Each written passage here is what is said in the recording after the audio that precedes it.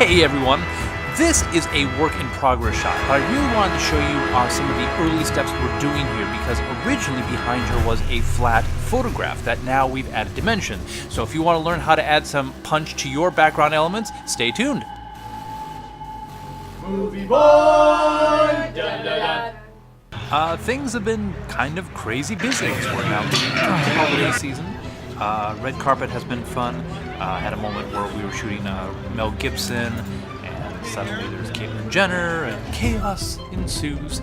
And meanwhile, it's also been time for family photo shoots. Things have been busy. But that's a good thing. It's a good problem for any artist to have. So as mentioned earlier, this is a work in progress, but I realized as I was working up different approaches and techniques to get this to be more dynamic, I realized we had a tutorial in and of itself to explain what we did here to make this flat photograph behind her become three-dimensional. So here we have a very early test, primarily just seeing if the slow-mo and the green screen was actually working well or not. The model is slapped in, the background is slapped in. But something I was beginning to realize was that even if I had motion in the camera, moving away from the helicopter and kind of following her, the photograph behind her of the city it's flat. It's not going to be very dramatic. I tried angling it and it still wasn't going to work. So I realized I needed to come up with a technique that started showing, buildings actually moving through space. And you look through aerial videos, especially ones with that are for free, and you're not finding much. I started looking up various images of different aerial shots, including the one I used for the test, just seeing what would kind of work. And eventually I found these free to use ones. This one here from Pexels. This is Pixabay. This was the one that I found that seemed to have the best shot at being really dramatic if I could give some dimension to it. And the technique we use is one that a lot of visual effects people aren't really aware of. There's an actual file form that can be shared between Photoshop and After Effects. And it's the vanishing point. Now, when people usually think about the vanishing point, they're used to seeing tutorials like this one that allow you to take something and match the perspective of the Photoshop image, and you can use it to clone out objects, bring in objects, but this is usually where it stops as far as people's understanding of how to use vanishing point. And if you're doing visual effects, well, it seems to have some obvious limitations. But as far as working it into After Effects, now you start getting some interesting tutorials. The issue with these is that this one is showing you how to go down a hallway. And this one is showing you how to go down a hallway. That was originally a photograph. And this one shows you how to go down a hallway. And look, these are helpful for explaining the general technique of how to do this process between Photoshop and After Effects. But ask yourself, really, how often are you going to want to do a shot that is working its way slowly down a hallway? And I guess it kind of begs the point, why wouldn't you just go into the hallway and do a quick dolly shot? So, I think it's better to look at shots that you want to use and realize that those techniques can be expanded to incorporate things that are more complex than an alleyway or a hallway.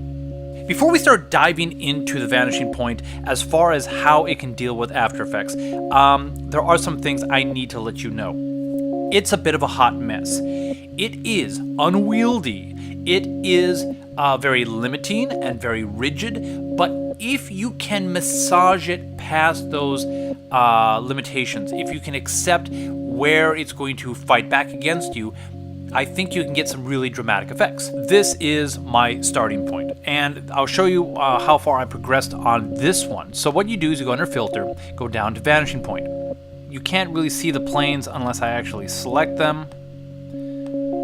But as you can see, and if I actually change to the measuring tool, it'll highlight as I go over different ones here.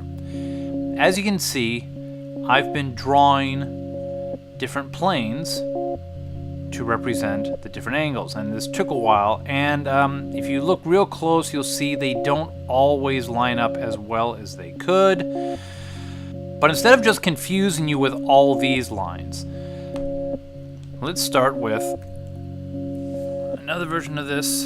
So to show you on a new starting point with this, as if we've done nothing to it so far, you have to approach this with a bit of forethought.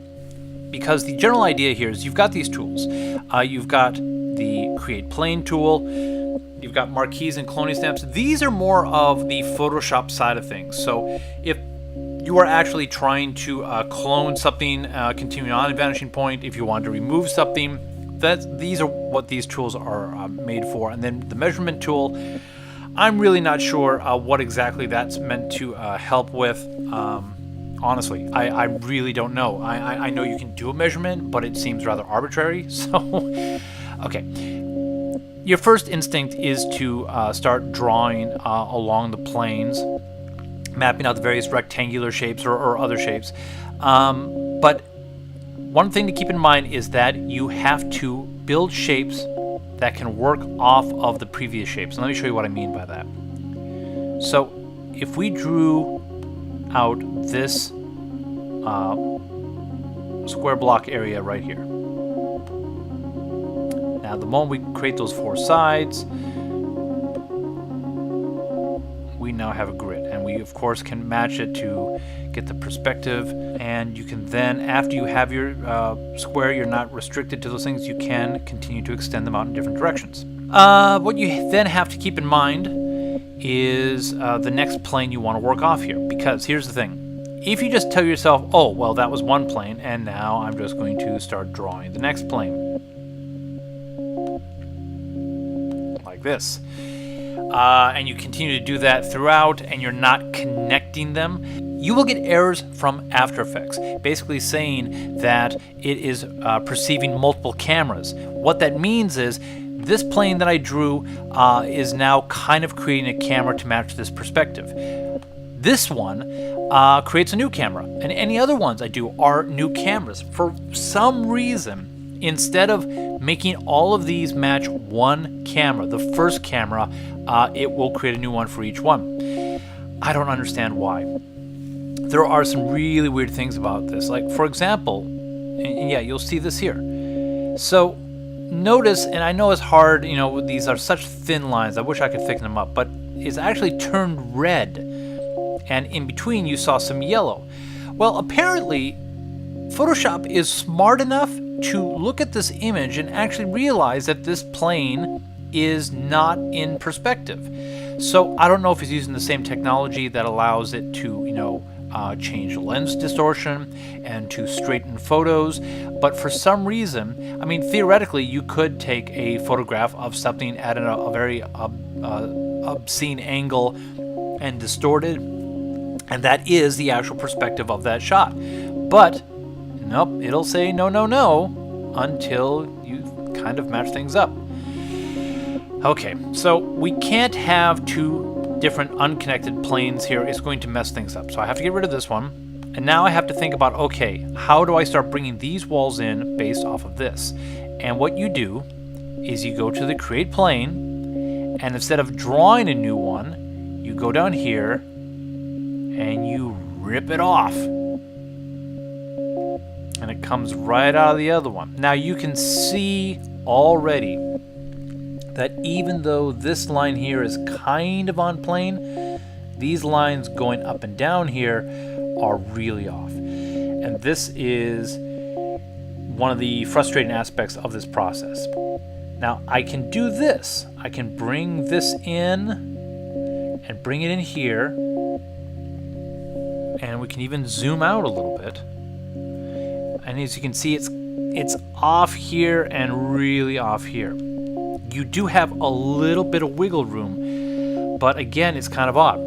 So there's this plane here that we laid in, and I guess it's considering this to be kind of a zero plane, and there's this plane. But if you look up here, it says the angle difference between this one and this one is 270 degrees. It says that this is at a right angle, but obviously because of the camera lens and the way this was shot, these are not lining up.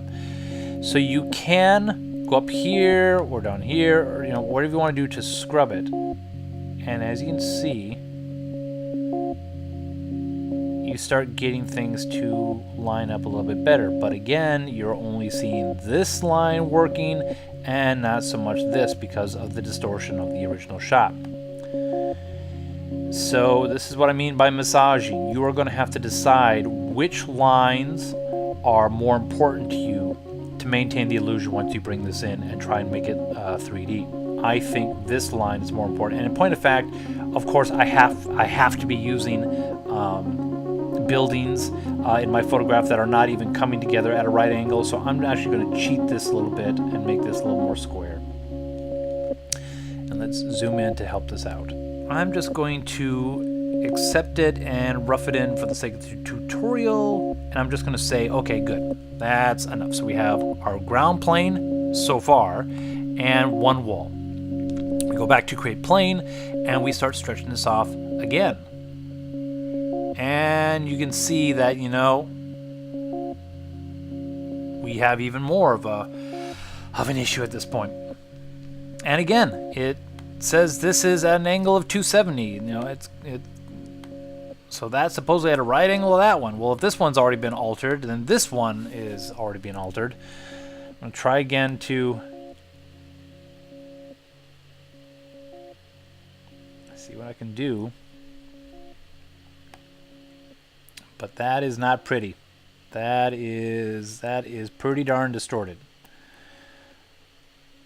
And I may have to contend with that in the final. Or I may have to redo this. That's part of the process with these more complicated ones, is that you will have to figure out the best way. If I bring this one back and now go to create plane, but I need this to be in the same plane. So that's 180. So I'm probably going to speed through the rest of this.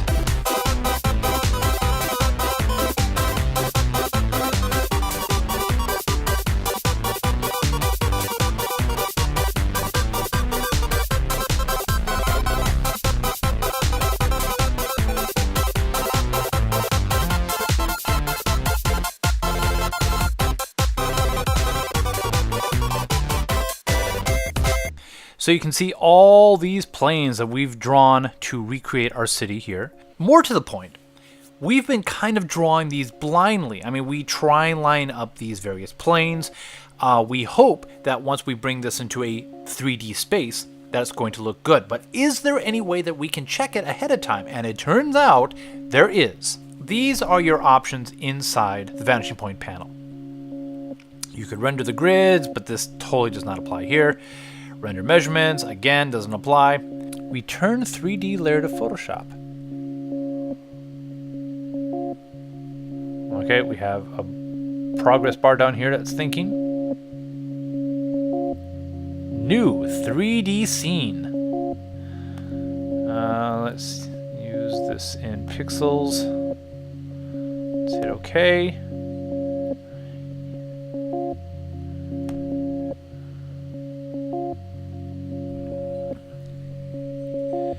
Well, what do we have here?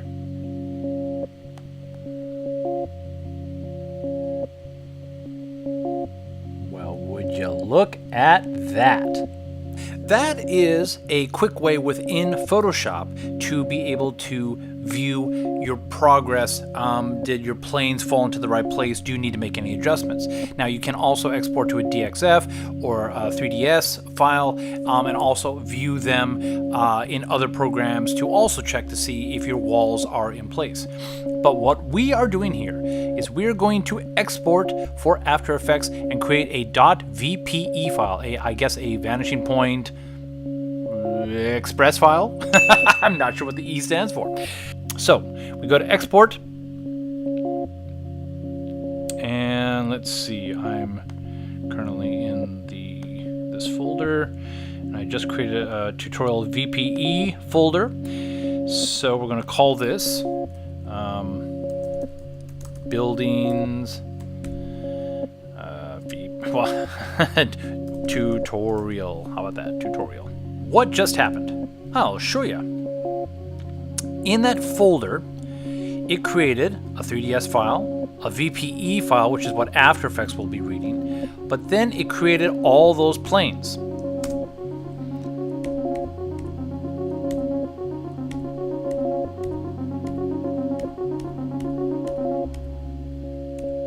to the best of its ability. It layered the textures in place. So in After Effects, you need to go down to Import, Vanishing Point. Let's go into our VPE, find the VPE file, and go OK. Let's double click on this new composition that's brought in. Some other things to know about working with a VPE file inside of After Effects. Now, this is unusual. A lot of times the camera will not be in the right spot. Well, let's put it this way. Everything will be rotated so far out of the way that you need to reorient the shot. This one actually did pretty good.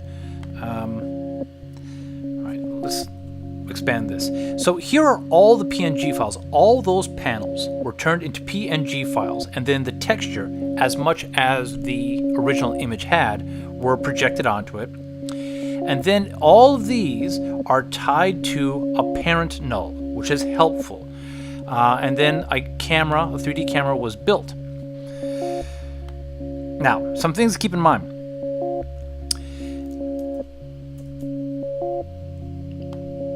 This composition is 5,472 by 3,072. In After Effects, when you bring in a VPE, it will keep your pixel dimensions. Despite the fact that, and you can see this here as we zoom out, it kept all these additional planes. Now, here is one of the things I want to get into about why I like working with Vanishing Point, despite its limitations, compared to, say, a camera projection. First of all, in working with Photoshop, obviously, being able to draw the planes right there is rather fantastic. Many years ago, about 10 years ago, in fact, Andrew Kramer with VideoCopilot.net actually worked on Vanishing Point tutorials and also worked on camera projection. But look at this. It's another alleyway, another hallway. So let's back this up and let's go into, well, let's go into this one, because this uses camera projection in a way that's really kind of more dramatic than just working down the hallway. Let's see. I think he's going to show it here. Yep. So he's using camera projection here to move from one entire plane through, well, keeps going here, to the point that he gets to here, and I'm going to pause it right here. So this is a moment where he had a photograph and then used camera projection techniques to rebuild the back wall and the rooftop and stuff like that to have a camera move to go through it. And here is the limitation with camera projection. So if you are projecting this photograph on this 3D geometry, you still are stuck when it comes to the pieces that go beyond the edges of the photograph here. So if your camera move is going to start showing this part back here, or start to show perhaps the taller part of this building, it's not going to be able to show you anything. It'll go beyond the pixels, and you'll just see white or gray or however you created these planes. The great news here is, if you need a camera move that needs to show more of this building, well then all you have to do is extend more of this. So use your cloning techniques, use let's see, or we can use the filling in your background techniques that I showed in this video here. So for example, let's just do this. We're going to select all of this, and we are going to fill with content aware. And look at that. All right, it is not perfect, but it's not a bad start.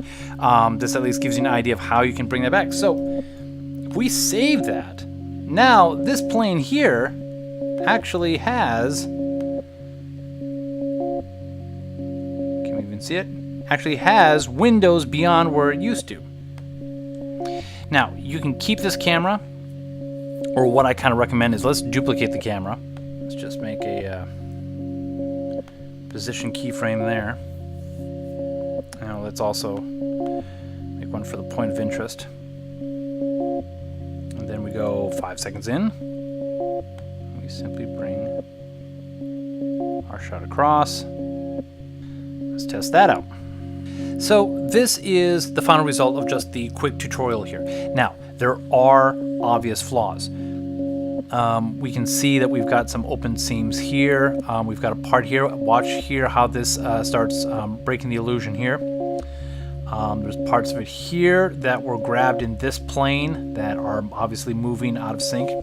So these are areas that you would have to go back and clean up or readjust. Now remember, these are all now PNG planes inside your After Effects composition. So you can go back and tweak them a little bit, expand them a little bit. And of course, as I said, in areas that, like here at the beginning that show the white, you can paint back in those buildings. But look at what we've got here. We've got what originally started off as a very flat photo, and we've got a pretty dramatic camera move working through it without really having to do a lot of work. Now, there's all kinds of things in here that'll give away the shot, and you'll have to go back in. But I think this gives you a rough idea of how to approach doing VPE, vanishing point shots. And you know something, since you guys have been so patient and watched all the way through this tutorial, I'm going to show you real quick here another one I've done with a totally different angle, but using the same workflow. And sure enough, even adding a little depth of field, working the camera in, we now have another much more dramatic camera move than just simply a flat photo. And also, just so you know, the building tops in this one were actually added alpha channels on those PNG files, so you are not restricted to simple rectangular shapes. That's where we are at this stage here.